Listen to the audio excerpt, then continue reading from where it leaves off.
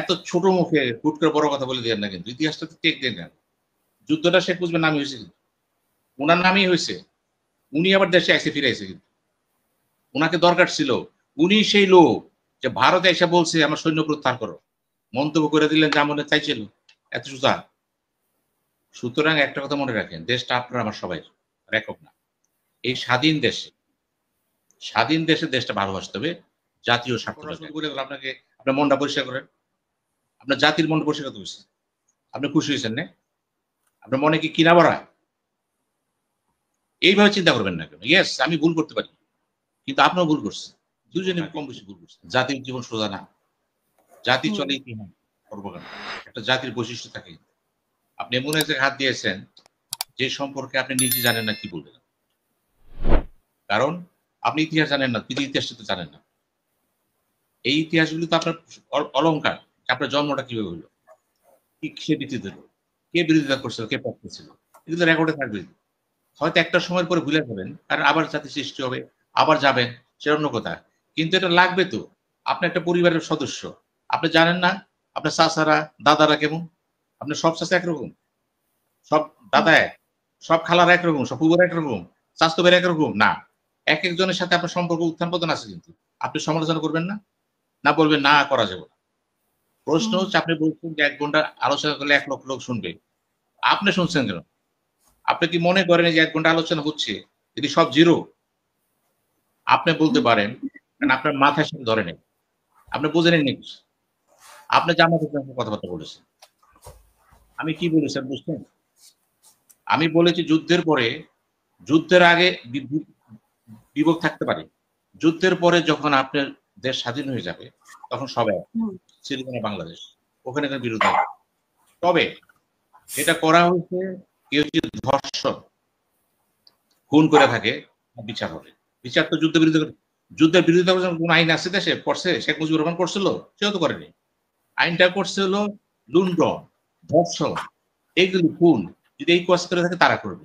এখানে জামাত বলে কোনো কথা নেই। ওই ইস্যু তো ভিন্ন, ওটা ভিন্ন ইস্যু। আপনি বলেছেন শেখ মুজিবুর রহমান কি পাকিস্তান চলে গেছে। আমি আগেই বলছি, এত ছোট মুখে হুট করে বড় কথা বলে দেন না, কিন্তু ইতিহাসটা তো টেক দেন না।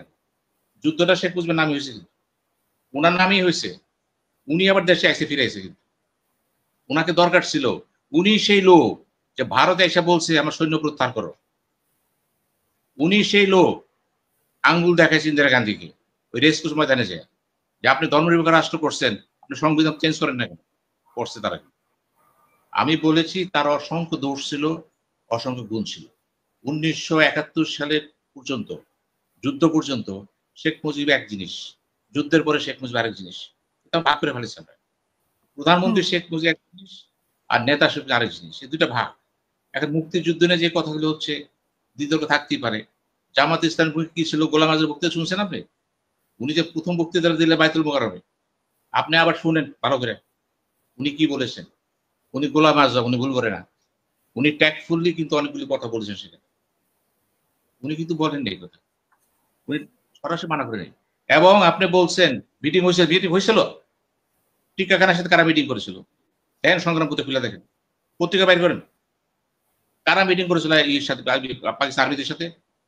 রাজা আল বদর, আল শামস কারা করছিল? ভুলে গেছেন সামনে? আপনি তো ভুলার কথাই। আপনার বয়স ছিল কত তখন? ওজন বুঝা কথা বলেন, ওজনের বাইরে কথা বলেন না, বিকৃত হয়ে যাবেন কিন্তু আপনি নিজেই। এটা গেল একটা। আর জামাত ইসলাম সম্পর্কে আমি সবসময় বলছি, আমি এই দলটাকে পছন্দ করি। কেন জানেন? আদর্শভিত্তিক দল, সৎ লোকের সংখ্যা বেশি, এখানে দুর্নীতি করার সংখ্যা বেশি, এতে টার্গেট আছে, লেখাপড়া করে বিভিন্ন কারণে। কিন্তু আমি পক্ষতে বলি আই লাইক দিস। স্বাধীন বাংলাদেশে যদি তারা তাদের এই চিন্তাগুলি বিকাশ ঘটাতে পারে, আমি আমার নেতৃত্ব বের হবে তো, আমি এই নেতৃত্ব চাচ্ছি তো। আমি চাই নেতৃত্ব। আপনি কোন মতবাদ করে পরের কথা, একটা নেতার বৈশিষ্ট্য কি? সততা, দক্ষতা, যোগ্যতা। কিন্তু তাদের ক্ষমা চাওয়ার বিষয়টা কোন দিকে যাবে? মানে পাকিস্তানে যেরকম ক্ষমা চাওয়ার বিষয় আছে, তাদের ক্ষমা চাওয়ার বিষয়। আমি বলছি দল হিসাবে তাদের যে কিটা চারিত্রিক বৈশিষ্ট্যটা, আই লাইক ইট। এখন জনগণ যে ভোট দেশে ক্ষমতা যাবে, সেখানে তো আপনার করার কিছু নাই, ওটা ওপেন। এটা জামাতের সমালোচনা না, কিন্তু মূল্যায়ন। জামাত করেন বলেই যে ক্লিক করবেন যে মূল্যায়ন না। আপনাদের তো একটা অসুবিধা, যে আপনার সমাজের নিন্দা বুঝেন না। নিন্দা হচ্ছে আপনাকে খারাপ কথা, সমালোচনা হচ্ছে ভালো মন্দ মিলাই কথা বলা। আমি সমালোচনা বিশ্বাসী, নিন্দা না। নিন্দা করা ঠিক না তো এটা। এখন আমার আরেক ভাই বলছেন যে শেখ মুজিবকে নিয়ে কথা বললেন। আমি কিন্তু ইতিহাস ব্যাখ্যা দিয়ে দিচ্ছি আপনাকে। মুজিব একেবারে খারাপ, কিচ্ছু করে না জাতির জন্য। খাইছে দেশে ঘুমাইছে, লুটপাট করে রাখেছে, শেষ। নাম দরকারটা কি? নামটা বুঝতে দেন। নজিব বলতে কোনো শব্দ নাই। খুশি হয়েছেন তো? থাকেন সাবধান। আপনার ছেলে মেয়ের মুখে যেন মুজিবের কথা না শুনে। মুজিবের চরম প্রতিপক্ষ যারা, তারা মুজিবের কথা বলেনি, বলেনি। কাজেই নিজের জানাটা বোঝাটা কিন্তু এক জিনিস।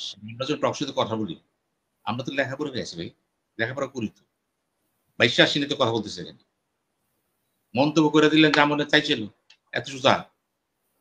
সুতরাং একটা কথা মনে রাখেন, দেশটা আপনার আমার সবাই, একক না।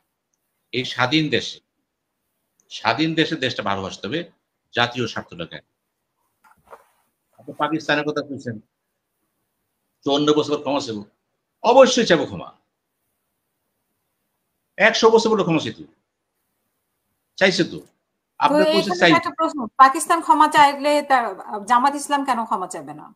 আসতেছি, সে বলছে ক্ষমা চাইবো কেন? 54 বছর আগে চাইছে তো, 73 সালে সিমলা চুক্তি দেশে চাইছে তো।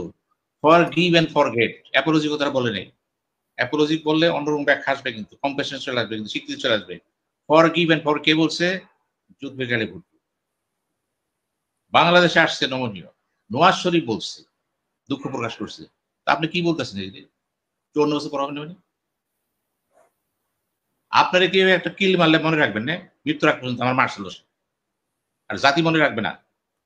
এইগুলি হচ্ছে আপনাদের সব অ্যাবেসিভ কথাবার্তা, রাষ্ট্র চিন্তা, রাষ্ট্র গঠন, সরকার পরিচালনা, এগুলির জন্য যা প্রয়োজন এগুলি তার কম্পোনেন্ট। আপনি বলছেন 1 লক্ষ লোক শুনলো, 1 পয়সা দাম নেই। আমি রিকোয়েস্ট করবো আপনাকে, never come to my show. আমার শোতে আপনি না দেখেন, কোনো শো আপনি দেখবেন না, কারণ আপনার কাছে সব হলো বাচাল।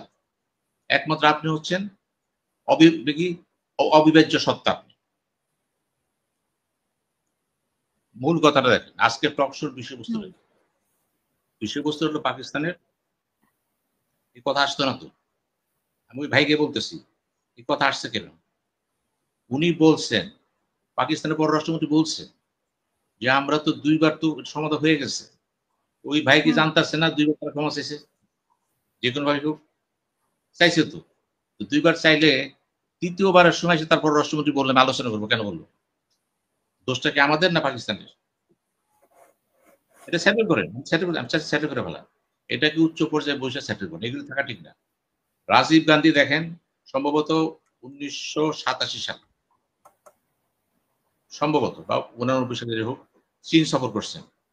দীর্ঘদিন 30 বছর পরে চীনের সাথে ভারতের সম্পর্ক হচ্ছে। উনি কি বললেন? উনি যাওয়ার আগে একটা ফিলোসফি দেন, যে বিষয়গুলো আমাদের মধ্যে বিব্রত করে, সংকট করে, সেগুলোকে পাশে রাখেন। যেই বিষয়গুলো আমাদেরকে সামনে নিয়ে আসে, সেগুলি সামনে নিয়ে আসে। অদ্ভুত। দেখেন, একজন প্রাইম মিনিস্টার কথা বলতেছেন দূরদর্শিতার মতো, যে আমরা শান্তি চাই, অশান্তি জিনিসগুলো রেখে দেব। আমি তো এখানে একই কথা বলবো, পাকিস্তানকে একই কথা বলবো। আপনারা ওই ফিলোসফি চলে যান, যেই জিনিসগুলো আমাদের মধ্যে সমস্যা সৃষ্টি করে ওগুলি পাশে রাখে। আমরা যেগুলি মিলে, একসময় দেখবেন, আমি সংখ্যায় যাব না, মারা গেছে, মুক্তিযোদ্ধা মারা গেছে, আমি সে একই মত। কথা হলো যে আমরা এক হইতে চাই।